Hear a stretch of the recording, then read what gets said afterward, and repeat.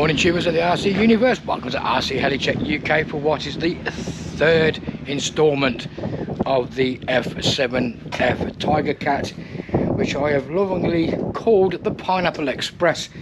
We are here today, hopefully, to get it finished and maidened. But as per usual, it is blowing a hoolie. I've got really bad wind. Does anybody else suffer with bad wind like me? But come on. We've had this all year now and it's starting to get depressing. We very rarely have a calm day. Anyway, we'll see how it goes, and it's blowing from the west as well, which means I've got to take off the runway crosswind, which I don't really want to do. So, what are we doing today? Basically, we have got to finish setting up the aircraft, put the control clevises all back on, which I removed for painting purposes. And then we have got to address this hodgepodge of ethnicity regarding the wiring. It's a bit of a bundled mess, and I don't like a mess in wire when it comes to my models. So I'm going to get all that tidied up, and then once that is done, I will get it bound to today's radio of choice, which is my Graupner MZ-18. Yeah, that's the aircraft radio that I use for flying my planes. My NX10, wherever that is, in the box up the top there, that's what I use for my helicopters. Anywho, we will bind it to the radio with my little 6-channel Graupner receiver. I didn't realise that this was such a mess in here, to be fair. No disrespect to the previous owner, but I like mine tidy. So I'll be sorting all that out. Then once that's done, bind it to the radio, like I say, get the wings fitted, take the props off the motors for safety reasons, and then we'll see if everything starts working and going in the right direction and whatnot. And then once that's done, hopefully we'll be ready to fly. So I'll see you in a bit, guys, when I get this wiring done. Okay guys, I've had a fiddle around with the wires, changed a couple of things, redirected them in other places, but I've not actually secured anything like the receiver or anything yet, or the beck, because I want to basically make sure that everything works first. So let's get the wings on and then see what happens. Right, fellas and fellettes, the wings are on, and I have it all wired together as far as it should be. So I've got none of the linkages connected to any of the ailerons or elevators at the moment, because I took them all off basically when I sprayed the plane. But in theory, here we go again. In theory, it should be all plugged in and ready to go. So let's turn the old Rooney on. Oh dear, it is blowing an absolute hoolie out there, an absolute hoolie. Receiver power on. Receiver strength. Oh yeah, just a quick reminder, don't need to teach you to suck eggs. Always take your props off when you're testing a model for the first time. Receiver strength. I've got a gash on my leg with 35 stitches to prove.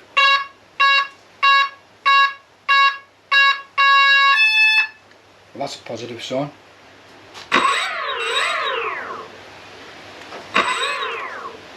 And they're both going the right way, that's good. Right, let's see if it all works. So, ailerons, yeah, aileron horns are moving. Elevator control horn, rudders moving, flips.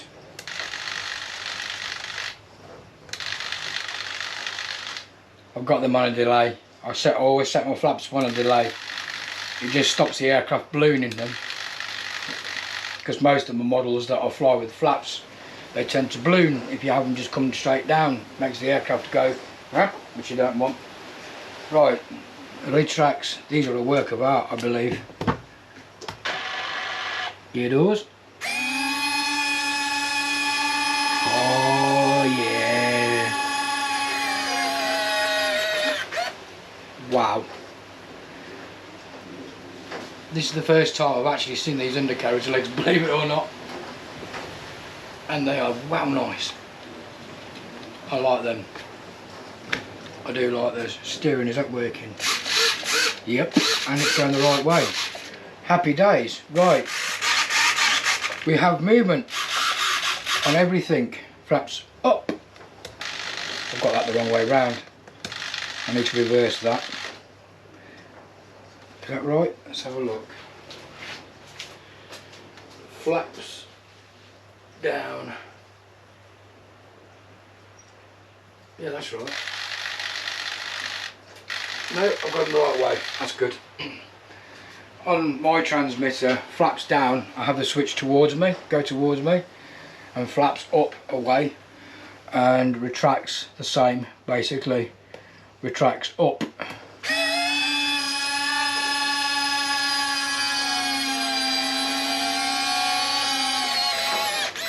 Now I've got them on the switch to come down, so they need to be reversed. So go into the old transmitter settings, servo, reverse delay, channel 5, reverse.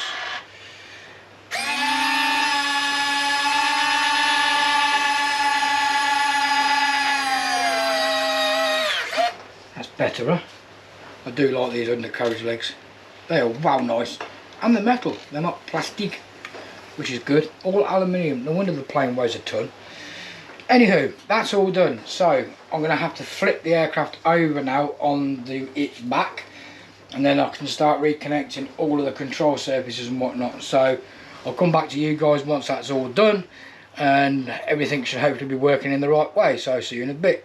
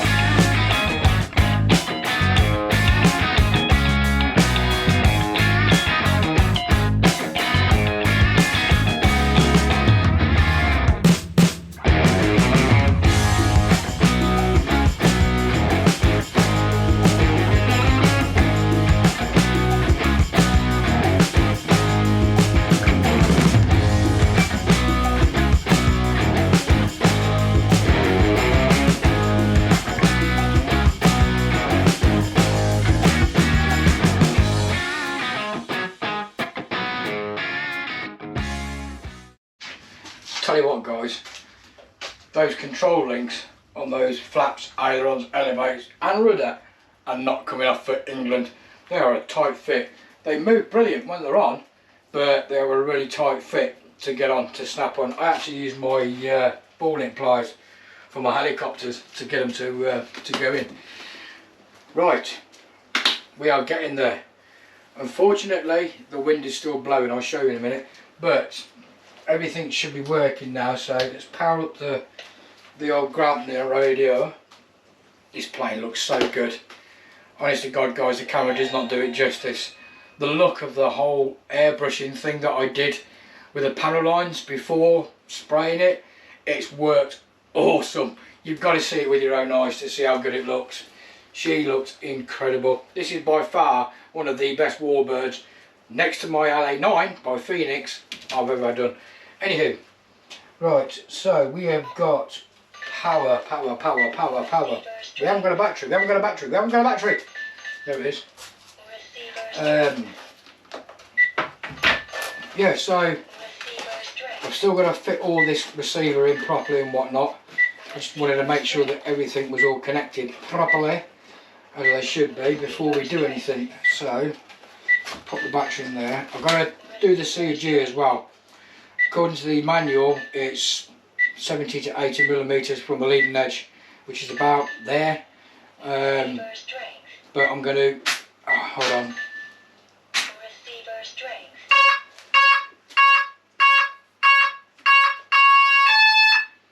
Make sure everything's all working first, and then I can tidy up the rest of the wiring in there and check the CG and whatnot. Let me know in comments how you do your CG. If it's me, it depends on where the wing is on the plane, right? So for example, with this, because the wing is situated sort of like above shoulder length, more high wing, I would balance it from underneath. I've seen a lot of people turn a plane like this upside down and try and balance it. It's the wrong way to do it, in my opinion, because you're fighting the weight of the engine nacelles, you're fighting the top end of the fuselage being there, like you just struggle to do it. So if you've got a high wing plane, you always balance it from underneath. If it's a low wing plane, turn it upside down so that everything's hanging, and then balance it on the wings. Works for me every time, and as long as my nose is slightly nose heavier, and every model that I balance from that centre point or that balance point, they fly. The worst thing you can have is a tail heavy plane, and I'm sure a lot of you out there have already experienced that and what it's like to try and get it back down. It don't work, not tidily anyway. I don't know what I'm putting them back in there for, because this is just a test. So, right, we have now got retracts. We now have flips and ailerons. We have the elevator and the rudder. So, let's just see if it's all going the right way. Better be. Should be. Right, ailerons. Left aileron. Wrong. That's right. So, let's go into the old reverse Rooney function. So, ailerons, normal, reverse. Left aileron. Correct. Servos are singing, so I'm going to need to reduce that. Right aileron. Correct. I've also got to do the levers. You see that? It's slightly lower down, that one, so I need to unclip that and screw it out. Hefilator. Up. Working. Down. Working. Have I got my rates on that? So that's full up. That's my rates on the elevator. And then on aileron, that's full aileron. And that's my rates. Right. Flips down. These are on a 3-second delay for each manoeuvre. Singing. You hear that? Whenever a servo sings like that, it's drawing amps, it's drawing power. So it's always best to try and go into your sub trims and stop that. It stopped automatically, but it's still going to be there. So go into your sub trim menu and then onto channel 6 and decrease the size of the amount it is going to be by going the wrong way.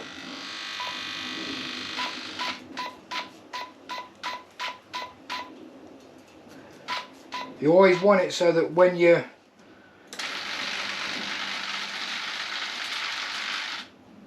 at your maximum travel, they don't sink. Same on a helicopter. If they start sinking, you back it off a little bit so that they stop. There you go. See? A lot better. And I've still got plenty of movement on my flaps. That's full down flap, which is more than enough. To be fair, for it to travel. I painted over the lights. What a moron. Even though they're still showing, I've got yellow paint on the lights. I'll have to get that off with some alcohol wipes. They must be bright, because even through the yellow paint they're still quite bright. Anyway, flips done. So we now have full aileron control, we have now full elevator control, we have now rudder. The rudder is connected to the wheel, and the wheel turns the same direction. I love this plane. Right, so up, down, left, right, they've got to be moved, that's got to be moved, flaps are level with them, everything's perfect. She is, hang on, she's ready to go. However, she won't be, and I'll show you why. Tell you what, as I mentioned earlier on, I suffer bad with wind, and it's not something I like, and I'm sure a few other people out there suffer with wind in this country when it comes to flying models, but here it's more predominant, and the reason being is because we're actually situated on top of a hill. Look how nice it is. Despite the fact that it's blowing an absolute hunky, it's a really nice day. That sun is out nice, but it's just too windy. I'll give you a brief description. It's oh no it didn't. I thought it might have been moving slightly. I'll give you a brief layout of our strip, guys, right? That is west over there, and that is north. Any of you that knows how to work a compass is not going to be rocket science to you, which means that that is east and that is south. And I've just twatted my hand off the tripod and it hurt. Anyway, look at the windsock. That is coming from the west. Now, if we look at our strip, you should hopefully be able to see how it is. And it's no disrespect to the guys who designed this. Predominantly, the wind is normally north to south, and vice versa. So our strip from length runs from, you could probably see that hedge there, all the way down to this hedge here. I'm not sure how long it is. It's got to be. I have no idea. I'm not a measurement person when it comes to line of sight. However, the crosswind section is from where I am here now standing to where that flagpole is over there, and it's probably half the distance that it would be from up and down.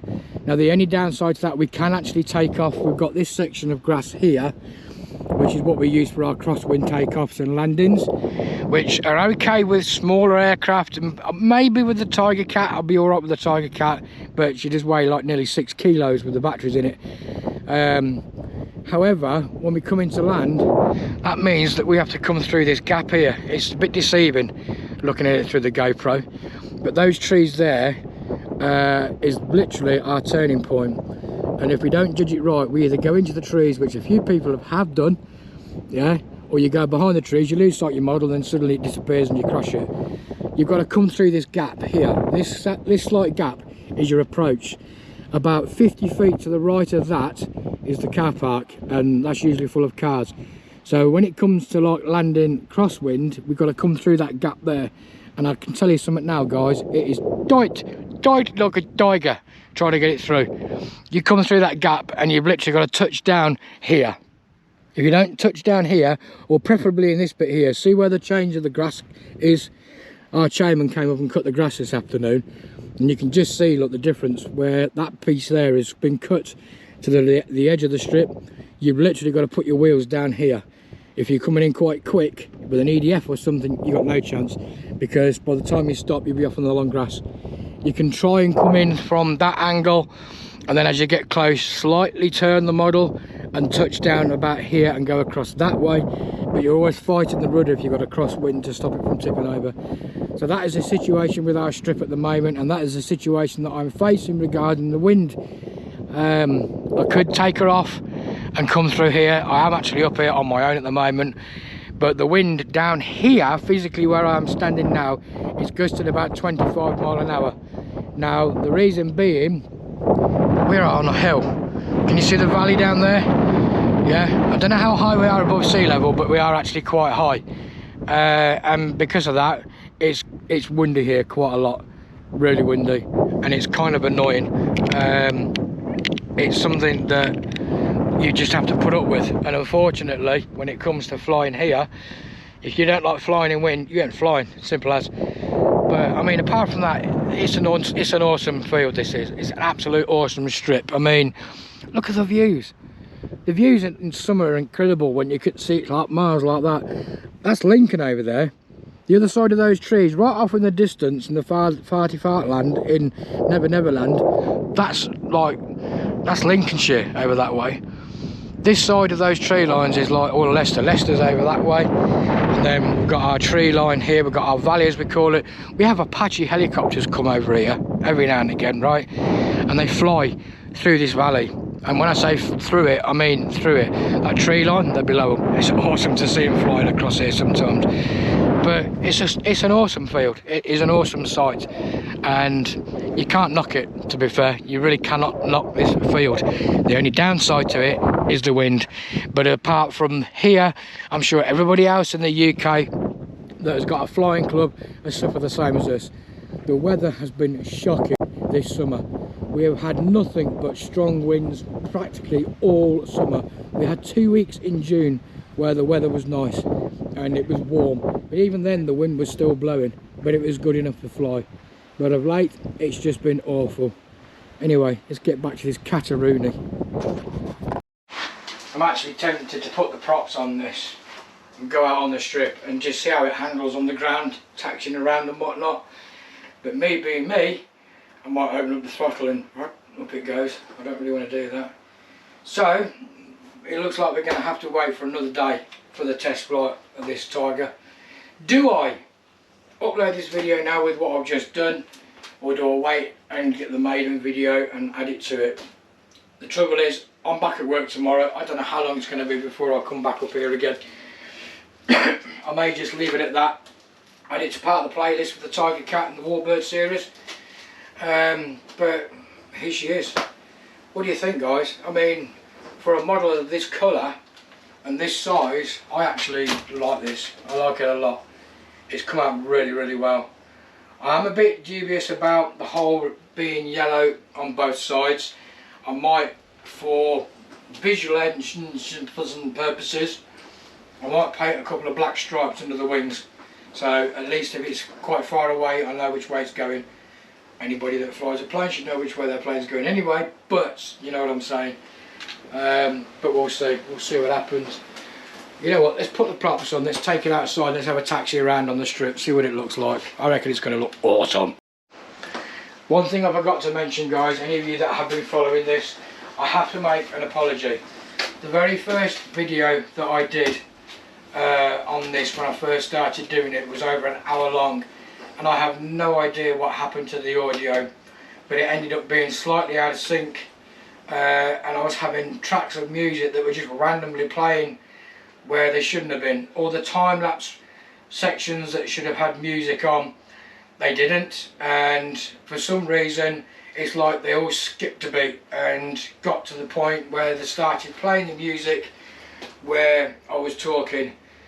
Lessons learned: in future, when I do video content, I should be watching it all the way through before I upload it onto YouTube. I'm restricted with the amount of hard drive space that I've got on my iPad that I use to upload my videos with. So it means literally every time I create a video, I have to delete literally it straight away before I can do the next one. So in future, guys, what I'm going to be doing is creating videos, checking them all out before I upload them. I do apologise for that. I've been toying with deleting it, but I've had a couple of people say no, you can live with it. So I'll just say it ain't going to happen again, guys. I really am sorry for that, and it was quite embarrassing, to be honest with you. That's the first time anything like that's happened. Anyway, let's get the props on this, let's get it outside, and let's go and have a look at it taxiing around on the ground. Right, guys, we're out here. It is blowing early. I mean, you can see the windsock there. It just keeps gusting. I was hoping that I'd be able to sort of like, you know what, go for it. But I think it would be too dangerous if I did that. I'd end up losing the model, because I've never flown it before. I don't want to risk it. But let's have a quick taxi around, see how much power we've got. Gosh, it's a heavy model.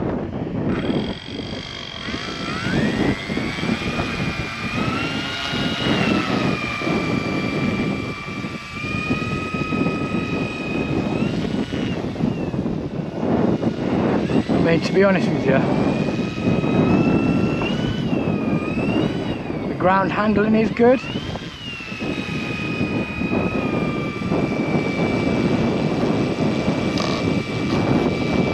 Left, right, up, down, left, right, whew, down, flaps. You know what, guys, I'm going for it. I'm an idiot, but I'm going for it. Fingers crossed. Right, up, down.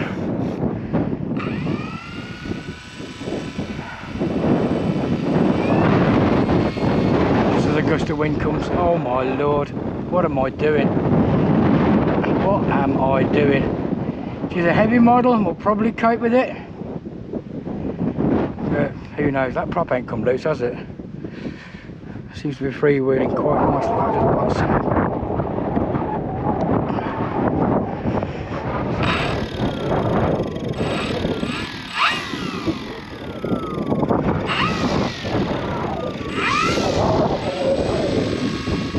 guys. I'm an idiot.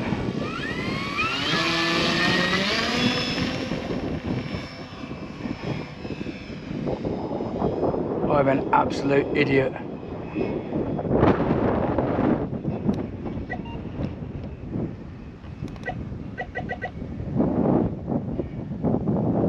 Half throttle.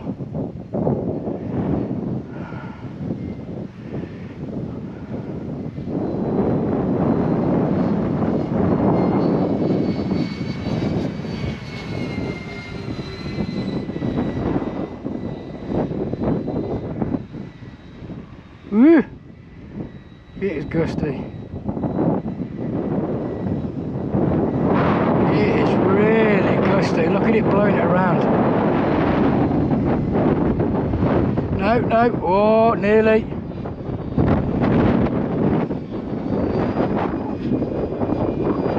I'm an idiot. I'm an absolute idiot. I'm bringing this into land. It is too windy for this. Come on, go. Come on. Put half flaps on you.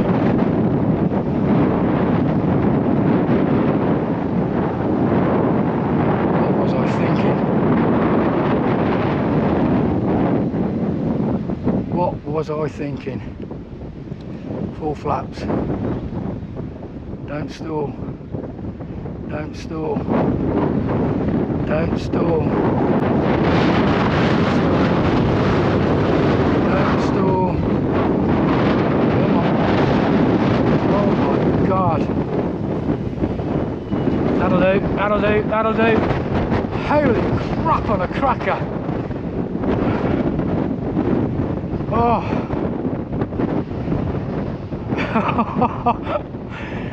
Oh my Lord. Oh dear, oh dear, oh dear, oh dear. That was a stupid thing to do.